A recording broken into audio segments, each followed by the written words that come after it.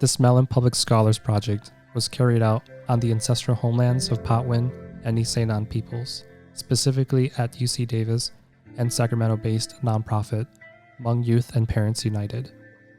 It is a responsibility to learn about the complex histories of places and lands that we currently occupy, and to honor Indigenous presence and resilience. Thank you.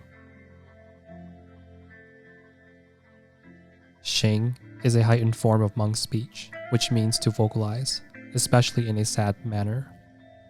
Shua is the voice or sound. Together, Sheng Shua expresses a heightened and stylized vocalization, sometimes described as singing or chant-like in character. Kwv Txhiaj and Lug Txaj are two vocal genres that Hmong perform as part of social life, sharing and weaving together lived experiences and deep emotions through storytelling and poetries, sometimes dubbed in English as Hmong folk song, song poetry, and chant stories. Co-instructor Su Vang, whose elder Hmong name is Tza Seng Vang, is Hmong Ling, born in 1985 in Vinai refugee camp, Thailand, to parents who came from the Mopeng region of Laos. At age 6, his family immigrated to the US.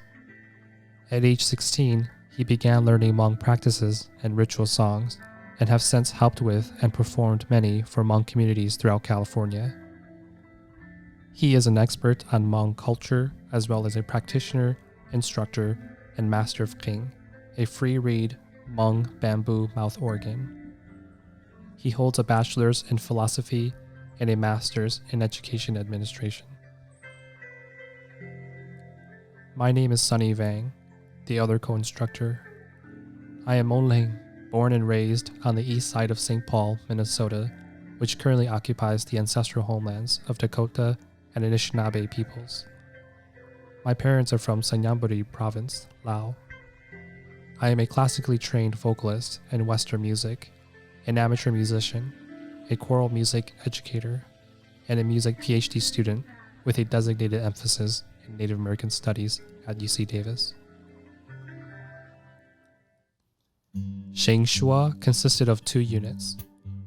The first centered on a comprehensive introduction to Kwv Txhiaj and Lug Txaj, which started in collaboration with my colleague, Bangzhao Caroline Tao. Caroline is Hmong Ling, born and raised in California, to her mother from Sanyamburi and father from Sengkwa and Mopeng regions of Laos. As educators, Caroline and I brainstormed ways to make Kwv Txhiaj and Lug Txaj more accessible, as well as tangible to many individuals, by braiding together a Hmong-centered framework of histories, languages, and music theories. The second unit centered on a space of sharing meaningful stories, as well as using those stories to create Kwv Txhiaj and Lug Txaj performances. We wanted Su to be part of this project as a co-teacher because of his nuanced understanding of Hmong knowledges. In response to the gas prices and carbon footprint, as well as the demand of the course outside of California, we knew we needed to pivot this project to remote instead. Yea Lore reflected on her family's histories and places, as well as her practices and lifeways with ethical veganism, living in responsibility and in reciprocity with living beings. Ia Maria Lowe created a Kwv Txhiaj to share and perform at the Haipu Night Market event in Sacramento, California. Pania Lee Chetnik shared about her experience growing up as a Hmong daughter and her life after marriage, as well as how she continues to navigate her struggles today as a Hmong woman. I practice ethical veganism, and I think some people probably consider it like sort of like a religion, but I don't know if I consider it a religion. I think it's more of just a way of life for me. And so if you're not familiar with ethical veganism, so it's being a vegan, but there's this ethical piece to it. So everything that I do, I live by. It's to do no harm to any living being.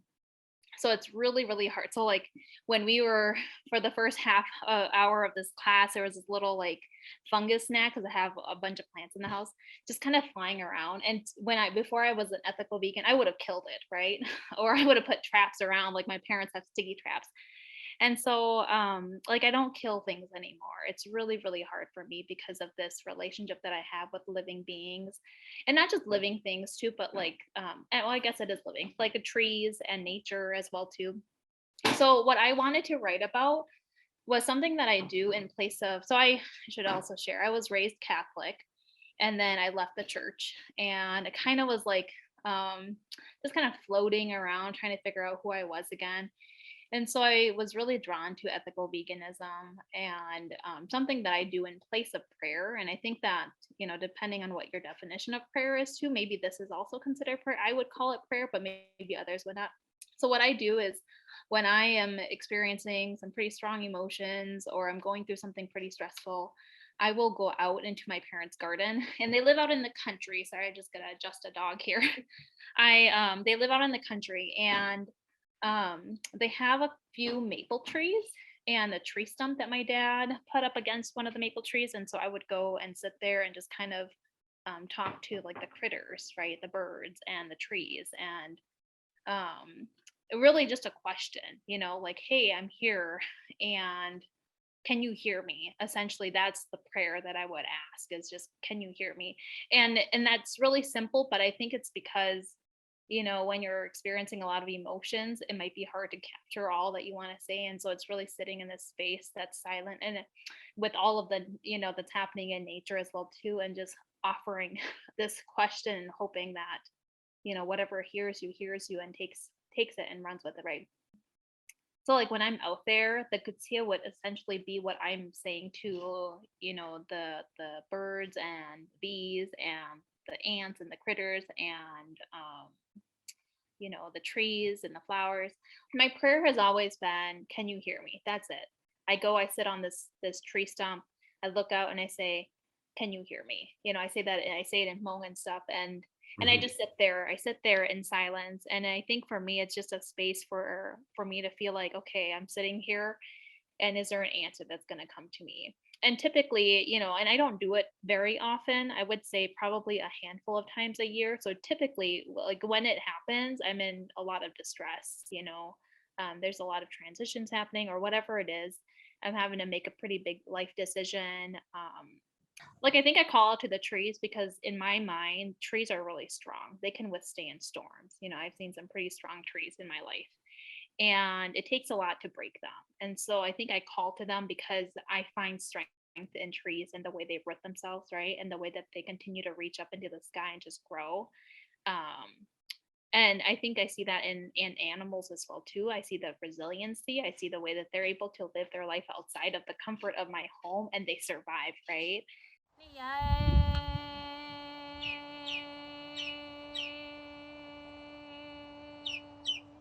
Mê ca mê nông cha sông lo tu đỏ tu chúa yua la mò nhu nhung chúa li xia e po kho nề xia cha yo kho cú mê bồng xia lùa nó chỉ po ca yo hai khe linh nia y lo ni ai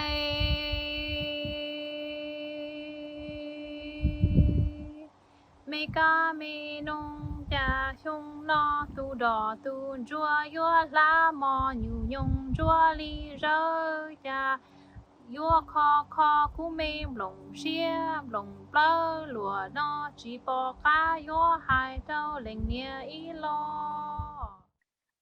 I was thinking, gula hot topic gula sai hot topic about gay shinjiต่อ for haiku national night out. When I was practicing, I noticed that um I think I'm more comfortable and sure Hmong China. I don't know if you guys are aware of that or know about Lushuan Dana.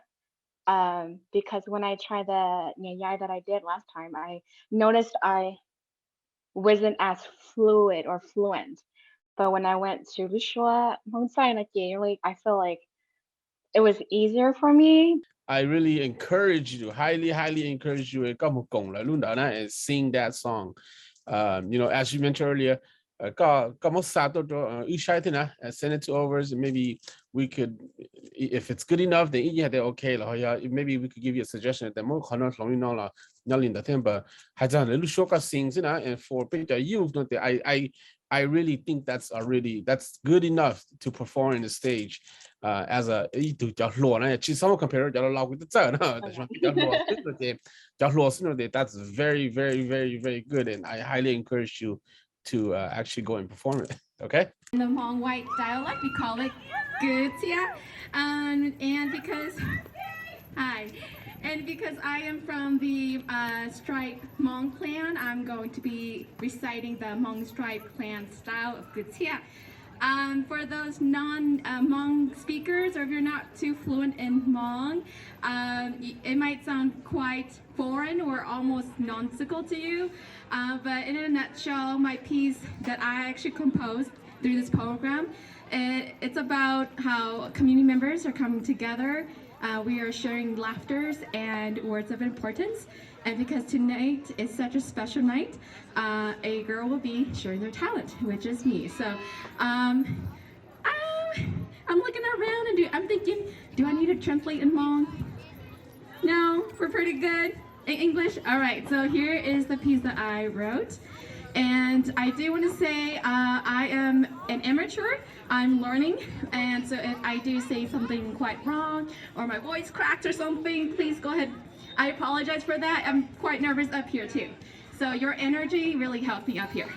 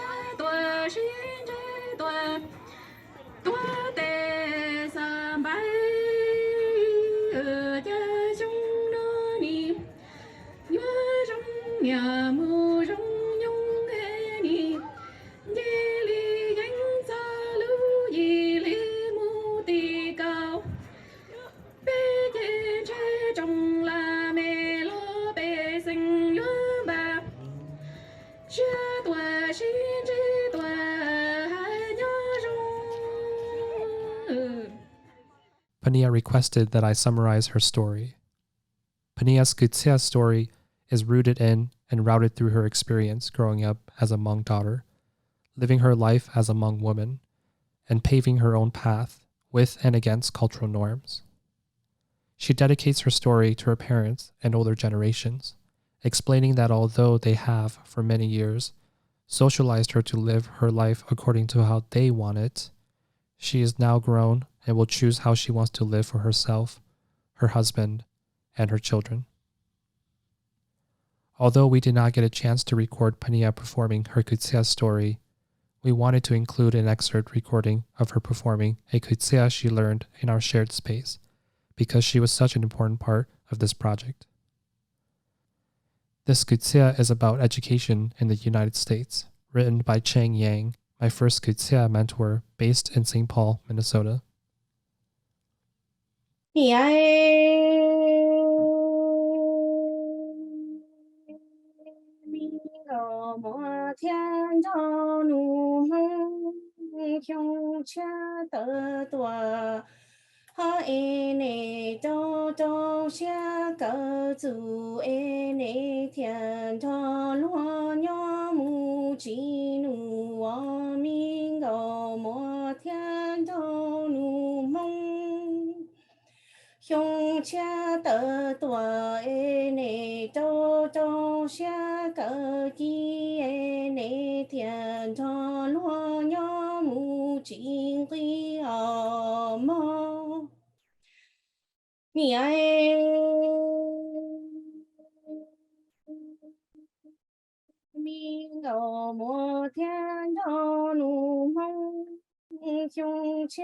tơ tua e ne cơ co tô e so tô f from kya mas mu cho kya ingle e ne tia mu cơ tô ka le o min go ha mo thiên cho nu mong hyung cha tơ tua ha e ne cơ co tô e thia tô diploma e ne thia li cứ tôn tô lúa nọ lúa hậu chi bố ta mô hơ rong lu là sân ô lúa lô vì yo xiong cha tư tơ tua mô.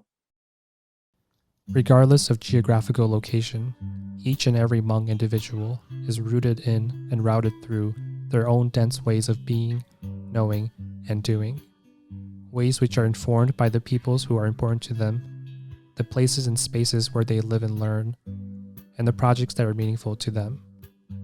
Learning, performing, and creating Kwv Txhiaj Lug Txaj is a project that aims to connect us together by privileging our stories of belonging. Thank you. Ocho.